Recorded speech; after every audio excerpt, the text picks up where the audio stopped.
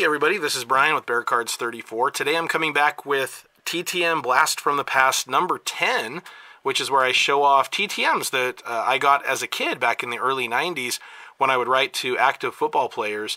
And those were like Christmas every day for us back then, my brothers and I, running to the mailbox after school, hoping that someone wrote us back. And a lot of times they did. We got quite a few returns back then. And so I'm going to show off another round of those. I do want to show one quick little pickup. This card is only a couple bucks, but this is from Upper Deck 1992. And this is a James Lofton card, signifying his record for the all-time reception career leader at the time. And I really love this card. In one of my show and tell videos, had shown the history of James Lofton cards from the 1980s as a way of kind of showing the different designs from that decade. And I saw this card and just loved it. You know, it's got him with the Packers, Raiders, and Bills.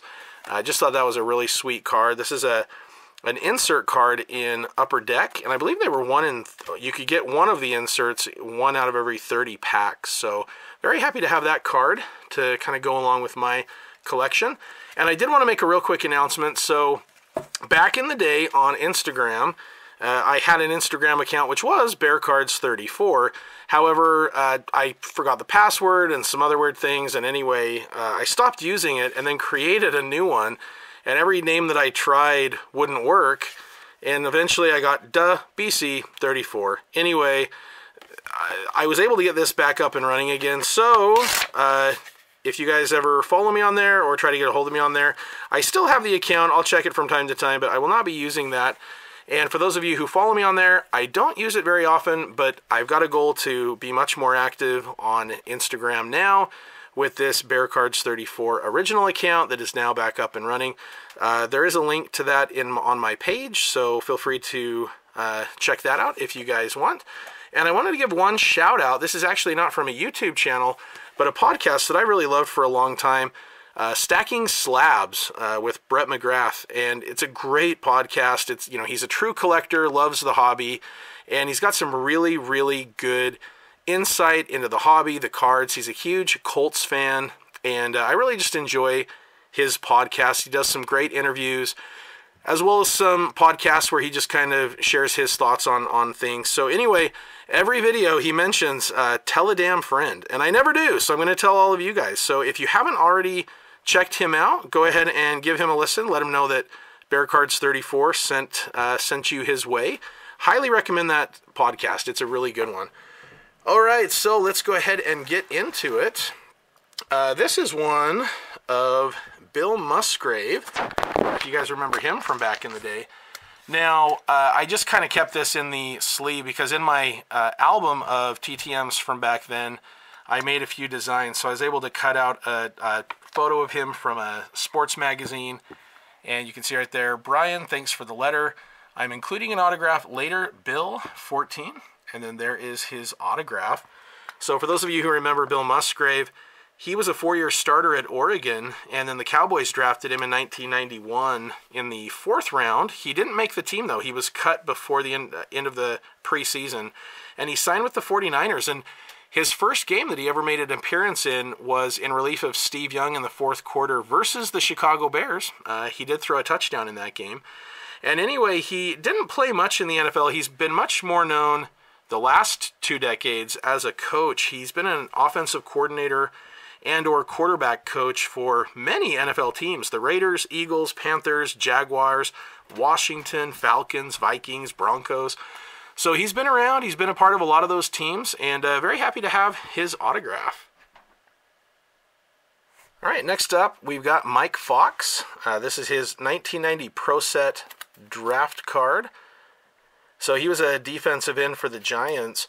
He was actually a part of Super Bowl 25's championship team. Played 5 years with the Giants, so then he was an expansion pick by the Carolina Panthers back in '95. Played 4 more years with them. Not a big name in the NFL. He had 17 career quarterback sacks. You know, played in the league for nearly a decade. Very happy to get that autograph that he returned during his rookie season. Then next up, one of my favorite Bears from the 90s, Mark Carrier.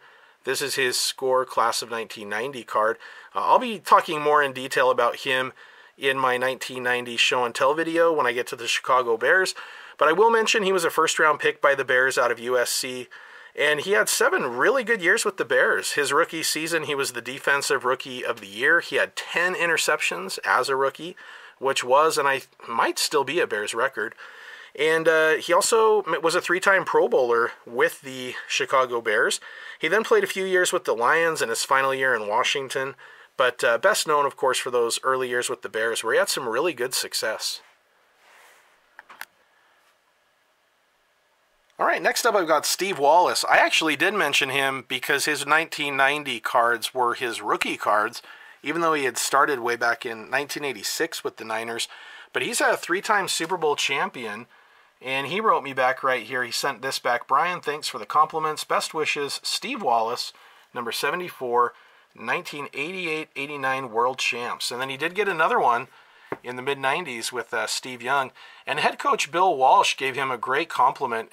In Bill Walsh's book, he mentioned that Steve Wallace was one of his favorite players ever. So very nice compliment from Steve, by Bill Walsh for Steve Wallace. And he, along with being a 3-time champion, was a 2-time second-team All-Pro. So a very talented offensive lineman for sure. All right, next up for me is Scott Mitchell. I've been a fan of his since I was really young. He was born in Salt Lake City just like me, and he was the starting quarterback at the University of Utah when I was a little kid. I only lived a few minutes from the stadium, so I was able to go to a few games and watch him play, and was really excited when the Miami Dolphins selected him in the 4th round with the 93rd pick. They had a lot of quarterback problems in Miami in the 80s and early 90s, as everyone knows. Some guy named Dan Marino, I don't know. So they were trying to get someone with a really strong arm, someone who might be able to really kind of settle the job at quarterback instead of the rotating door that they had with the Dolphins from 83 up until Scott Mitchell got there. And of course, I'm kidding. He was obviously just considered a backup to Dan Marino. But he did get a chance to play when Marino got hurt, and he played well enough that the Detroit Lions ended up giving him a very big contract. And I think he gets kind of a knock against him because it was such a big contract. It was going to be hard to live up to expectations. And even though it didn't go the way maybe some had hoped, I'd argue that he really didn't do that bad, especially when you look at the Detroit quarterbacks before him for the decade before as well as the decade after. Scott Mitchell in 95 had his best season for sure, where he set Lion team records for most touchdown passes in a season and most passing yards in a season as well. Took the Lions to a couple of playoff appearances as well during that time, but he was somewhat inconsistent, and so he did okay there. That was definitely what he's best known for. And then he went on to play for the Ravens and Bengals to finish out his career. I remember a few years ago he was on a season of The Biggest Loser that was highlighting celebrities. He had a really good interaction where Michael Irvin came on and met with him, and they had a really good talk on that. And anyway, after The Biggest Loser, Scott Mitchell ended up writing a book, and he did a book signing that I was able to go to with my girls, and we met him. He autographed the book for us, and I actually told him about this right here, this autograph that he sent me. And I asked him, I said, hey, I sent that out when you were first with the Dolphins. And I just said, did you just, sign those and then give them off to the front desk to mail out? Or would you have mailed that yourself? And he said, no, that was me. I mailed those out. So, and again, it is personalized. So very much appreciated him for doing that, taking the time to send that out to me. I was already a big fan, but that definitely made me even more of a fan. These days here in Utah, Scott Mitchell is known as a co-host for a sports radio station here in the area that is on weekdays, and he does a really good job with that. All right, 2 left. This one right here is one of my favorites, Willie Galt. Love the photo, love the darker black ink that we get for the auto right there. In person, it really pops. I obviously wish that was Willie in his Chicago Bears uniform, but by the time I wrote to him, he was on the Raiders. But Willie Galt had an 11-year career, one of the fastest players in the NFL, and he was best known, of course, like every other player who was on the team at the time, for that 85 Bears Super Bowl win. He spent 5 years with Chicago, but really made an impact, and I think that his speed and getting open deep really helped open up that offense. And, you know, I'm sure Walter Payton was grateful to have him. He was already setting records before Willie Galt was even doing much at all. However, I think that was a really nice piece to add that deep threat for him. And then he, after Chicago, 6 years with the Raiders, despite only being on the Bears for 5 years, he was voted one of the 100 greatest Bears of all time. And his best game was in 1986. He had 7 catches for 171 yards. You know, and for a Chicago Bear receiver to get 171 yards in a game, that's like 400 yards for any other team. So that was a great game there. He ended up his career with nearly 7,000 receiving yards and just did a really great job during his career, both with Chicago and for the LA Raiders as well. All right, and then last up for today, we have Rod Woodson.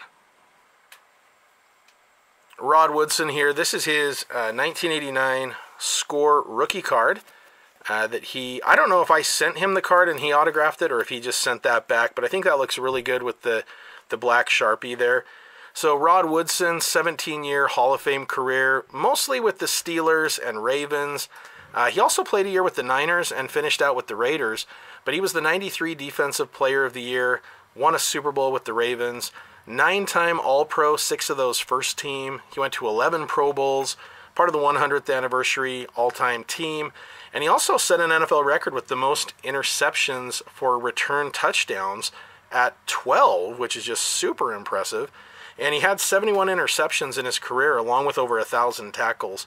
And that's not to mention the fact that he was a great kick returner and punt returner as well. So love having this card. Love the auto on his rookie. And one of my favorite TTMs that I got back. Just a super talented player. These were a couple of my favorite defensive players back in the day.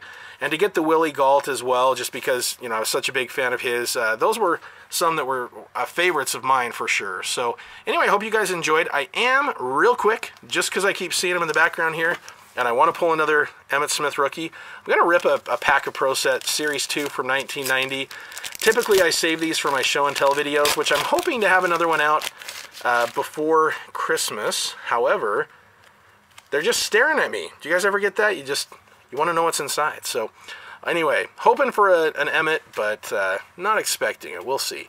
So a couple Pro Bowl cards. Tim Irwin, Robert Massey, Dave Brown, Tony Mandarich, Irving Fryer, very talented receiver back in the day, Ed Reynolds, Tim Green, Rod Bernstein. Now we got a Bears quarterback, Peter Tom Willis. Like most Bears quarterbacks, didn't do much, but there we go. Aaron Wallace, rookie, second-round draft pick. Mike Bellamy was one of a handful of receivers that the Eagles picked that year, and he was the first one picked, but Fred Barnett and Calvin Williams both outplayed him. And then there's a nice Chris Carter, Hall of Famer. This is his first card there with the Minnesota Vikings after a few years in Philadelphia.